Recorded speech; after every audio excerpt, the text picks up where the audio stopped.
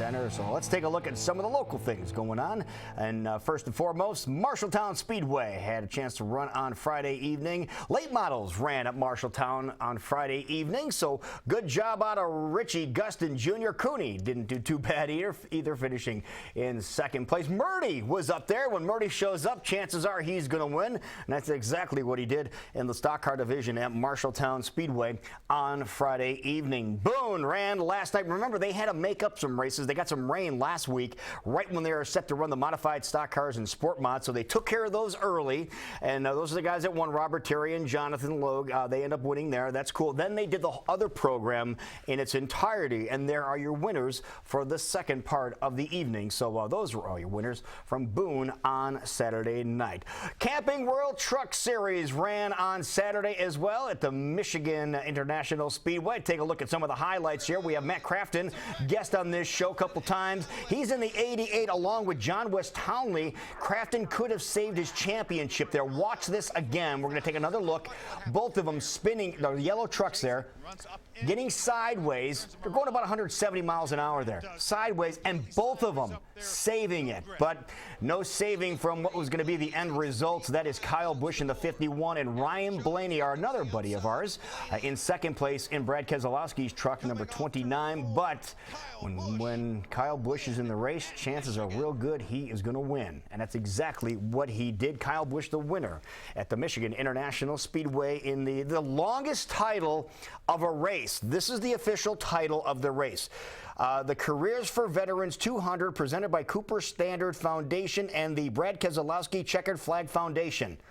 That's the official title of the race that they did end up running. So that was first and foremost on Saturday. Then the Xfinity Series ran in Ohio at the road course again, and this got exciting at the end. Alex Tagliani in the 22, that's Roger Penske's car, and that's Regan Smith behind him. Our buddy Kyle Harvey is spotting for him. He said, hey, hit your marks and be smooth. That's what he kept on telling Regan Smith. Last lap of the race. 2 turns to go in this race. Regan hit his marks, definitely the mark on the back of Alex's car, and then pushed him out of the way. Gave him the bumper is what they're calling it. Then continued to make a left-hand turn. There's the finish line. That's how much he won the race by. So no fireworks afterwards like happened last week, but there is a very happy individual. Regan Smith wins for the first time in 52 races. Alex Tagliani, the IndyCar champ veteran, he finished in second place. He was the road course specialist. Our friend Ty Dillon finished in third. Brendan Gaughan finished in 18th in the event. Also, Warren County Speedway ran on Saturday. After that race was over, here are your winners from the Warren County Speedway in Indianola. Sprint Cup Series ran yesterday. They're back at Michigan International Speedway. We'll take a look at the start here and show you how Matt Kenseth opting for starting on the outside of the front row, all Joe Gibbs front row here. And this is not good situation here. That is Tony Stewart. We'll talk more about him momentarily. He just got sideways. They're trying a new aerodynamic package on these cars, and some people had a hard time. Now, Tony he didn't hit anything, so that was good news. So did 6-time champion Jimmy Johnson. Looped it once and then did it again.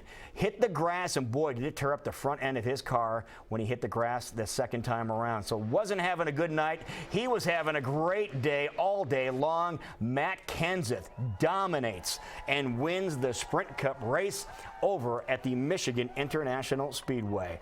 Harvick finished in second. Martin Truex Jr., good run out of him, ended up finishing in third place. The people on the right that are colored, those are folks that have been on this program and had something to do with our show, so we congratulate them at the same time. Also, there's another big event that happened on Saturday night. No, I was not going to forget about Knoxville Raceway. We're just making sure that we show everybody. Angie and Sean in the media center, we got a hold of the trophy and took some pictures with that. Then we went around before the race started and we visited with all these guys, and all these, with one exception, agreed that if they win, they're going to be on the show this morning. So great. We got the Dude, you got Terry McCarl, Kerry Matson, Ian Matson, Brian Brown, Bronson Mason, we have Donnie Schatz, we have Brian on the bottom on the left-hand side, and then the McCarls on the bottom over there as well with Austin and Carson.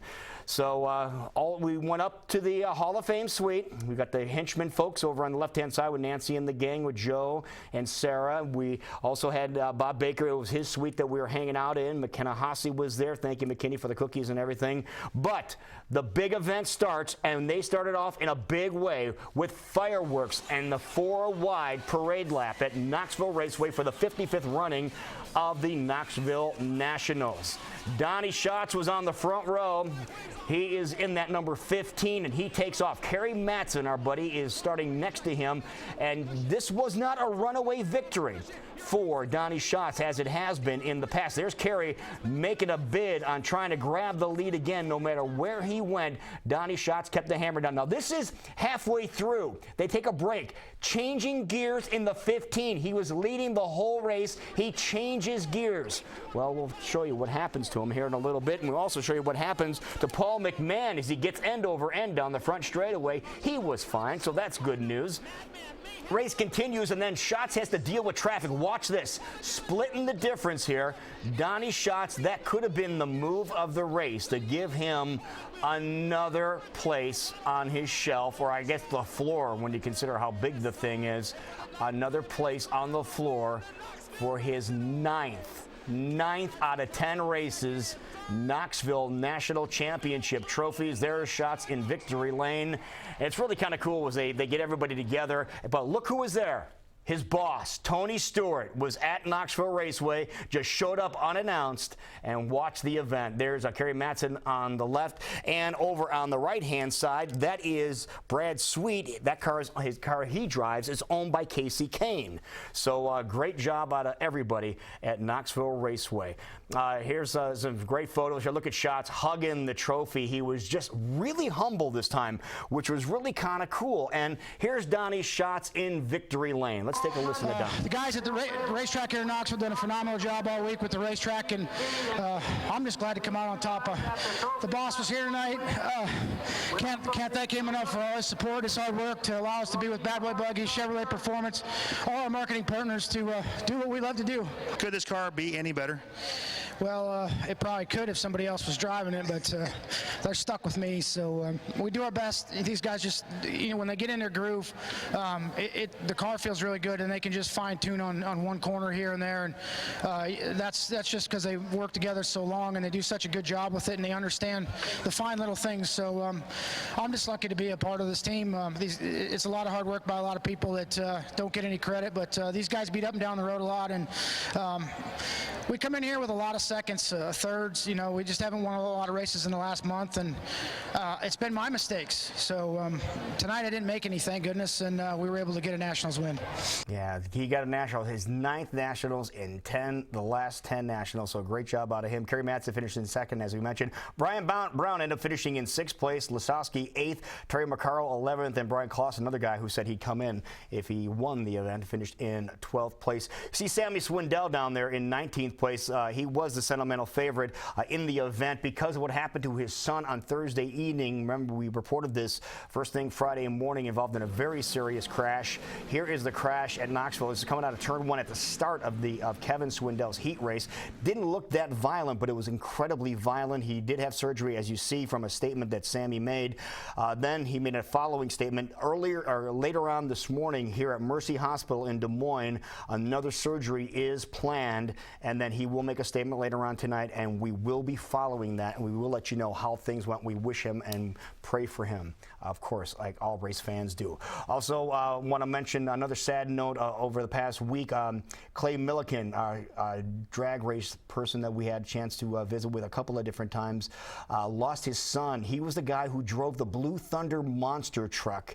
That is Dalton Milliken, and was involved in a motorcycle crash last week, so our thoughts and prayers are with them as well. But we have to finish on a positive note here on the Monday Morning Race Review. For example, Stewart Speedway last night, they got lots of racing in.